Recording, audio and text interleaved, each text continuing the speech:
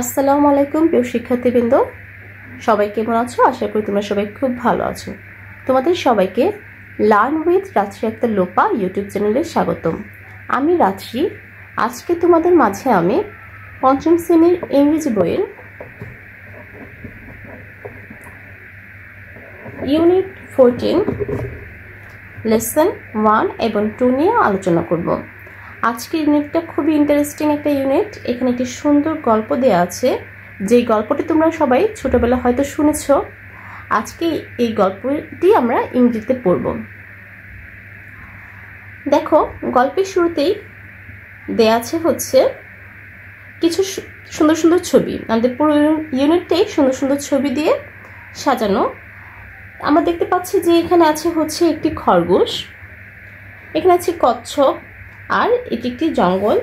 তো প্রতিটা গল্পতেই শুধু খরগোশ কচ্ছপের ছবি দেওয়া, আর এছাড়া আরও যে বনের মধ্যে যে আরও পশু পাখি থাকে তাদের ছবি আছে এখানে কিছু কিছু, যেমন সাপ, এছাড়া কাঠবিড়ালি, অনেক ছবি দেওয়া আছে। তো আজকের গল্পটি যদি আমরা বলি, গল্পের নাম হচ্ছে, বাংলাতে বললে হচ্ছে খরগোশ এবং কচ্ছপের গল্প। আর খরগোশকে ইংরেজিতে বলা হয় হেয়ার এবং কচ্ছপকে ইংরেজিতে বলা হয় টর্টয়েস। তো আমরা যেহেতু ইংরেজিতে পড়বো এই স্টোরি, এই গল্পটির নাম হচ্ছে the hare and the tortoise.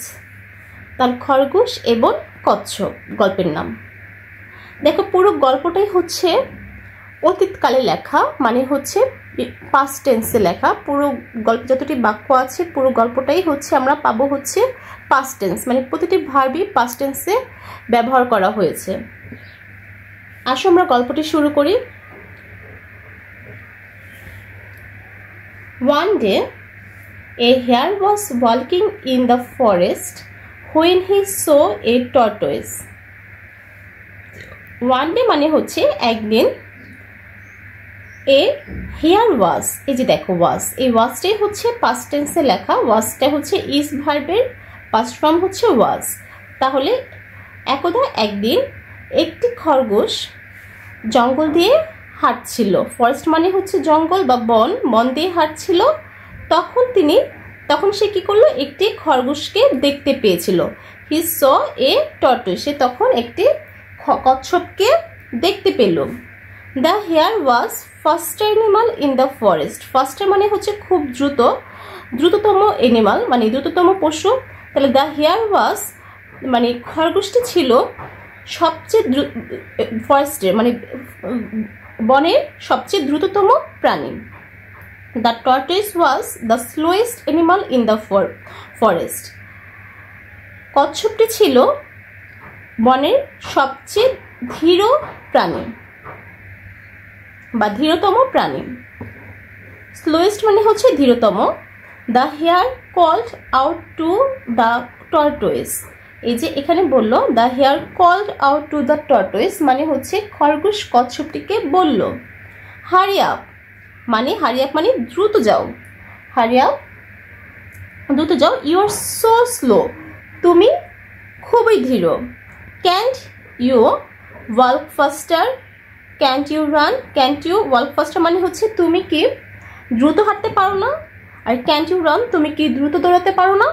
এটা বললো কাকে, খরগোশটা কাকে বললো, কচ্ছপকে বললো।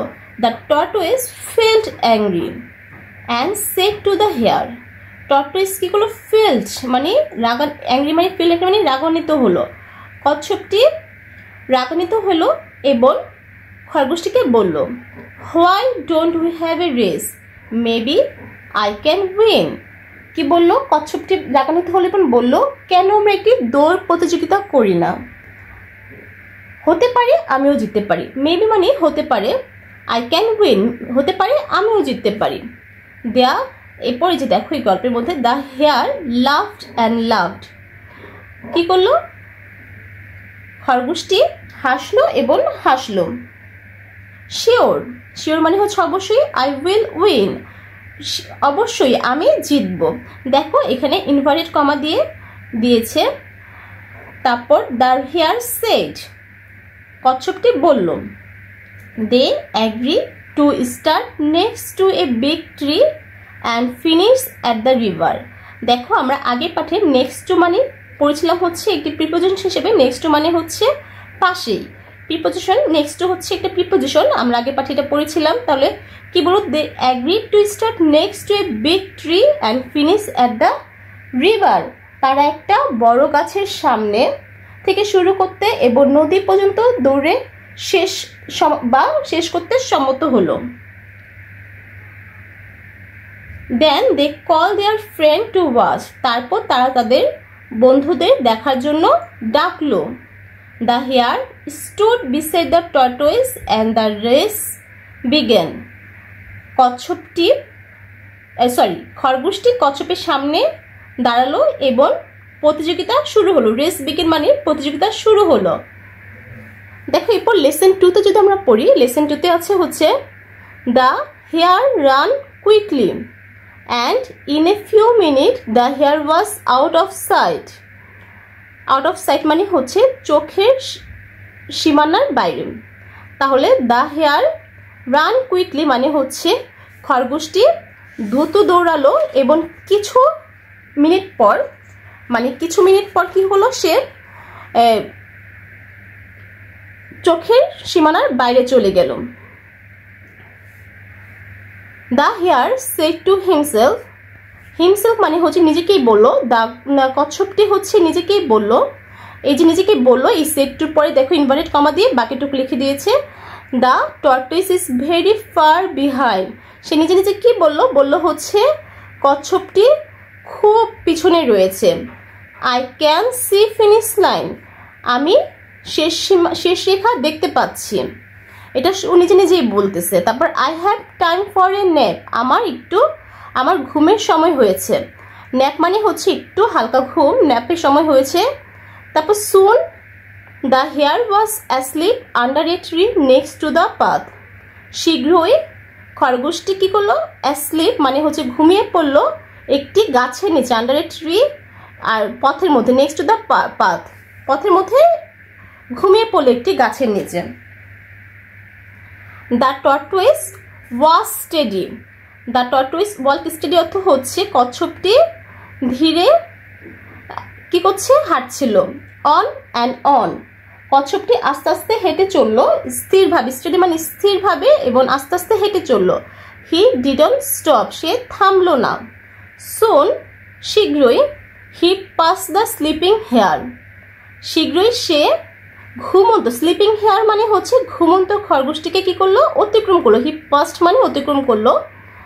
The hare sleep for an hour, খরগোশটি 1 ঘন্টার জন্য ঘুমালো।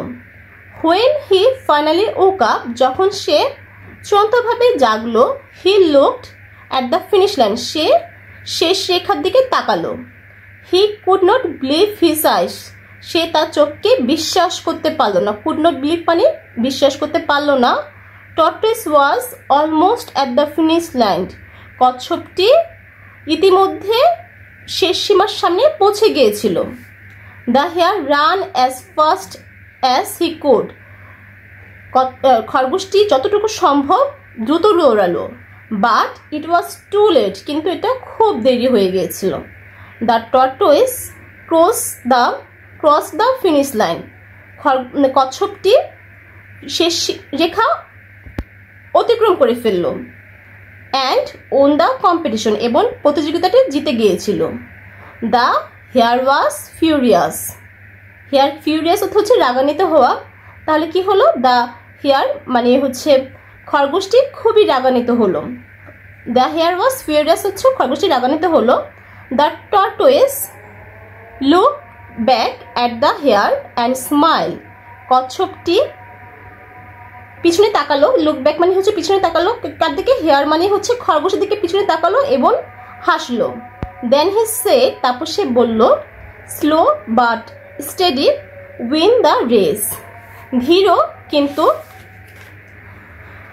স্থিরতাই প্রতিযোগিতা জিততে পারে। দেখো আমাদের গল্পটি শেষ। আশা করি গল্পটি তোমাদের ভালো লেগেছে। গল্পটার পরে আমরা কি শিখলাম? আমরা শিখলাম হচ্ছে আমরা যদি ধীরে কাজ করি কিন্তু একদম নিজের সংকল্প নিয়ে কাজ করি, তাহলে অবশ্যই আমরা যে কোনো কিছু জিততে পারবো। আর অহংকার কখনোই ভালো না। আজকের পাঠটি এই পর্যন্ত। পরবর্তী পাঠে আমরা গল্পের অনুশীলন নিয়ে আলোচনা করব। অনুশীলনে যা যা আছে সব আমরা আলোচনা করব। আজকে এই পর্যন্তই। আল্লাহ হাফেজ। ধন্যবাদ সবাইকে। সবাই ভালো থাকো, সুস্থ থাকো।